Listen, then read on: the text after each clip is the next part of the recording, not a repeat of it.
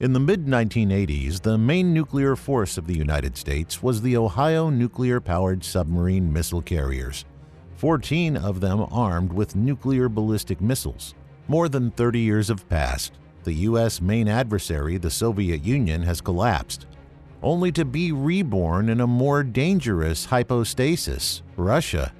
And nothing has changed at the core of U.S. nuclear forces. Welcome back to Military Knowledge. In today's episode, we're going to see the U.S. submarine that could destroy Russia in seconds. Is that really possible? Let's check it out. If you're watching our channel for the first time, please subscribe to our channel. With no further delay, let's get into the video. Let us first examine the Columbia submarine and compare it to the Beret submarine to learn more about this American submarine missile carrier. It will be almost 560 feet long and 43 feet wide at its widest point. A crew of 155 may be housed on board, and the displacement will be over 21,000 tons. Unlike earlier generations, the submarine will contain a nuclear reactor that will enable an indefinite range as well as a speed of 30 knots. The biggest class of U.S. submarines ever built will be the Columbia class.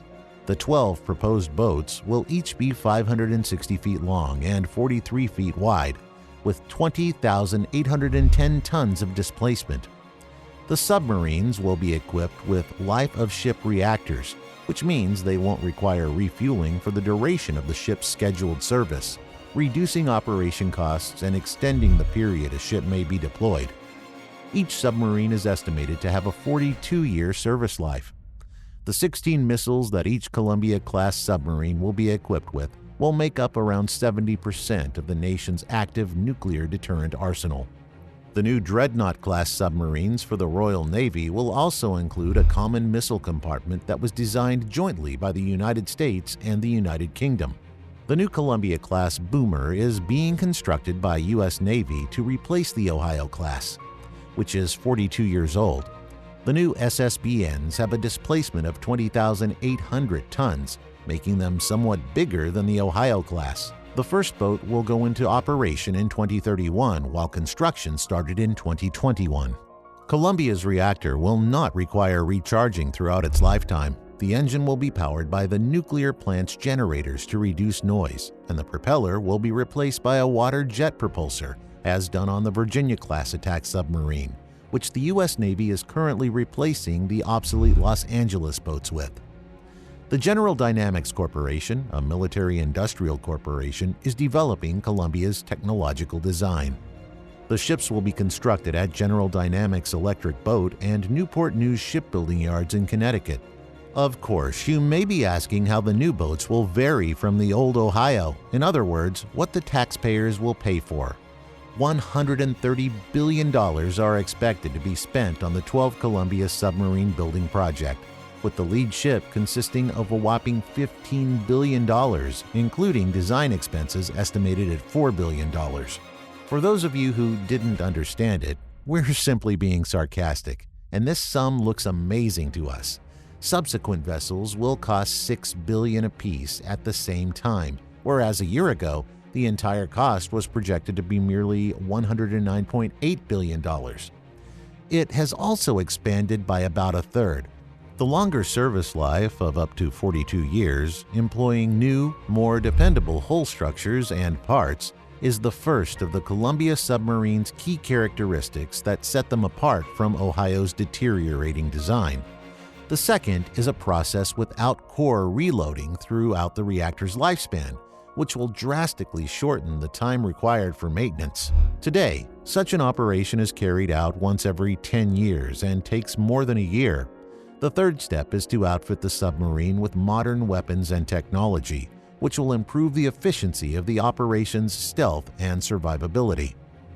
This entails the use of new forms of soundproofing as well as the installation of water jet propellers and the primary all-mode propulsion engine in place of turboshafts and electric motors for economical operation. Radio and torpedo development, implementation of new armaments, control techniques for X-shaped ship boats having stern rudders can also be fitted with a submarine warfare system. SWIFTs are the acronym for a federated tactical system that combines sonar, optical surveillance, and weapons control. It will soon be equipped with advanced ballistic missiles that have a longer range and greater accuracy. Since there's no information available concerning these missiles, not even that a choice has been taken to design them, we may infer that initially the Columbia will be equipped with the same missiles as the Ohio. But as we'll show in a moment, these missiles, which entered service in 1990, are in no way inferior to the Russian Bulava missiles, which the Boer boats are armed with and which were placed into service in 2013. Between 2021 and 2031, the first boat of the Columbia class is expected to be completed and put into service. With that, we have almost reached the middle of this episode. We saw some of the clips that showed a U.S. submarine that could destroy Russia in seconds. Now, for more information about this, continue watching the video till the end. Don't forget to subscribe to our channel before continuing watching. The Russian cruiser has a displacement in the above water position of 14.7 tons and a total underwater displacement of 24,000 tons. For Columbia, these numbers are 18,300 and 23,100 tons, respectively. The difference is due to the peculiarities of the architecture. The Russians prefer the traditional double-hull design with outer and solid inner hulls, while the Americans prefer a single solid hull.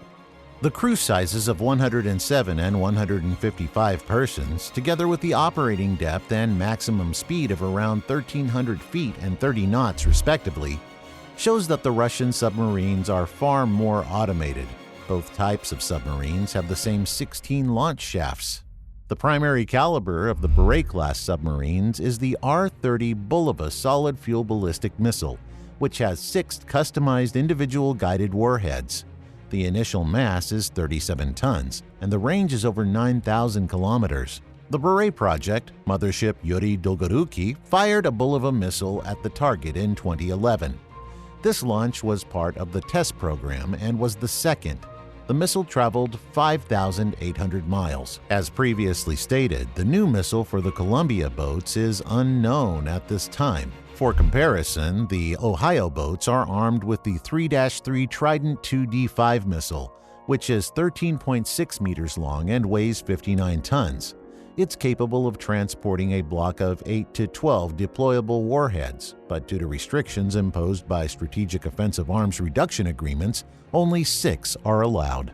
Trident appears to be a more powerful weapon, therefore the new missile should be at least as effective. The most important feature of the submarine is its level of stealth. The first-generation Russian uranium submarines were significantly inferior to the U.S. in terms of noise parameters, but as they transitioned to the next generations, the gap gradually narrowed. Both sides continued to persist in their efforts to reduce submarine physical fields. The Americans themselves consider their submarines to be the least noisy in the world. France is finalizing the re-equipment of its naval ships with new ballistic missiles and creating the next generation of missile carriers. China is still building Jing and Tang-class missile submarines with intercontinental range missiles. India is building Arihant missiles carrying submarines. And the Russians, as previously stated, are actively building 4th-generation submarine missile carriers. So the Colombians are needed. And it's encouraging that in terms of their characteristics, they'll be the best in their class. However, some sources, such as the Federation of American Scientists, believe that the number of boats should be reduced due to the ever-increasing threat of nuclear war. Now that the Russian Beret-class submarine is now under active development, with 6 of the 12 planned units actually completed and 5 being approved for service, let's compare its technical specifications to those of the Colorado. Technical details on the Bureau's and Columbia-class ships are scant due to the high level of secrecy, but they are adequate for a quick comparison. The ship's exterior measurements are comparable. The difference is caused by the unique features of the architecture. The entire length is 170 to 171 meters, and the maximum diameter of the cylindrical part is 43 to 44 feet.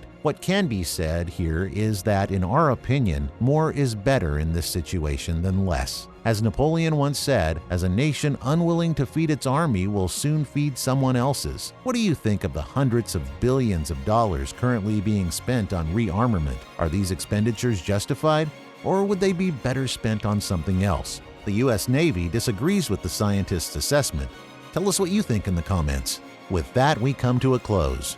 We saw many things in this video, but what's your judgment on what we shared? Don't forget to share your thoughts in the comments. If you enjoyed our video, please like, share, and subscribe to our channel for more such content.